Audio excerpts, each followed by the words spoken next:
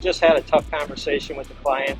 Um, got his boat pulled out on Friday afternoon, and we're getting to look at it and going through his list.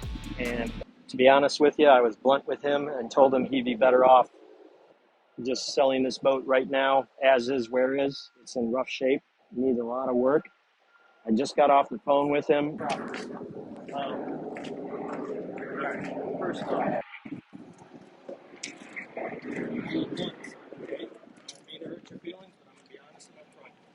My recommendation for seeing this boat so far is that you should sell it as is, where it's right now, and you should find something else.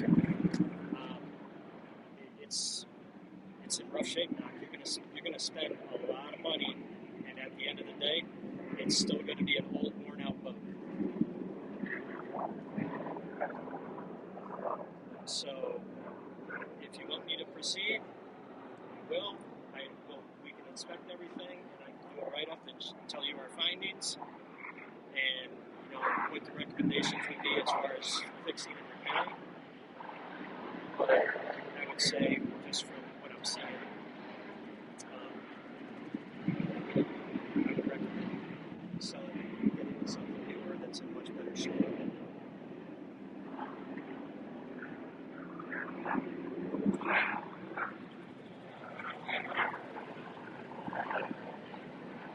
Yep. Yep, we can do that. Okay, you got it, Doc. Yep. Bye. And instead of doing all the work we were going to do, which was new underwater lights, fix the trim tabs, put all new electronics in, there was a whole list of cosmetic things, really. We're now to the point where we are keep the boat floating phase. So we're going to be checking all the dripless couplings on the running gear to make sure they're not leaking. We're going to inspect all the through hulls. We have to change the cutlass bearings, and we'll end up having to fix the swim platform because it's all not working and it needs to be bolted up so it's safe. You can see it's just flopping around, and the other side is held up by a strap, a cargo strap. The aft seat is broken free from the deck. I don't know why. That's not good. We have to fix that. And so we're just at a point where we're going to turn this thing pretty much into a floating home. It won't be safe to take out to sea, in my opinion, but hopefully we can make it so it won't sink. I hate telling people that stuff, but it kind of breaks my heart because this guy is attached to this boat, so it makes it kind of a tough conversation to have, but I always try to be honest and upfront with people, let them know my thoughts. All right, we're from the cosmetic fix-it-up phase to the keep it floating phase. We're not doing electronic, we're not doing bow thruster. This came about because I had a conversation with the guy, and my opinion was he should sell this boat as is right now because he stays on it every single day. And my opinion is this thing is really not worth fixing to the level that he wanted to fix it. Here's what we're going to do.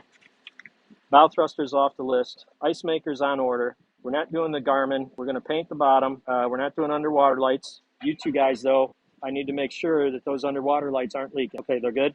Yeah. Okay, then scratch underwater lights. All right, here's what we're going to do. You guys take these off. Then we'll have Tom epoxy the holes. And then the wires inside, just deadhead those, label them, and tape them off, okay? This, what I want to do here, we're going to go to Key West Welding. You guys get this thing up as high as you can. We're going to take a piece, one strap on this side, one strap on the other side. I want quarter inch stainless steel, and have Steve make them so that something like this. And then we'll drill them. Same thing on the other side. Then we will look at this actual wood structure. Anything that's questionable, like this is pretty half-assed.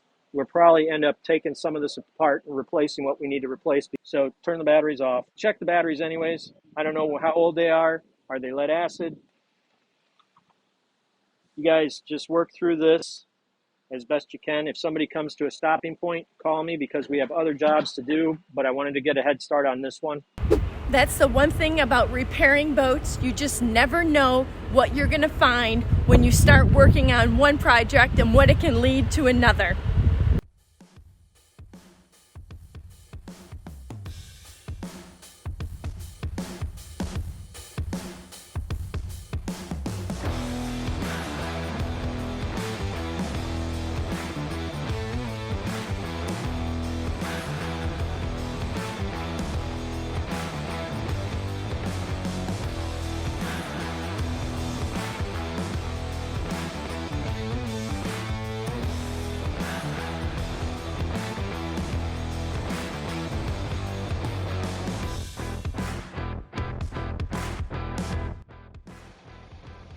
So Tom's over here sanding the bottom of the boat, and it looks like we've got a blister. Watch this.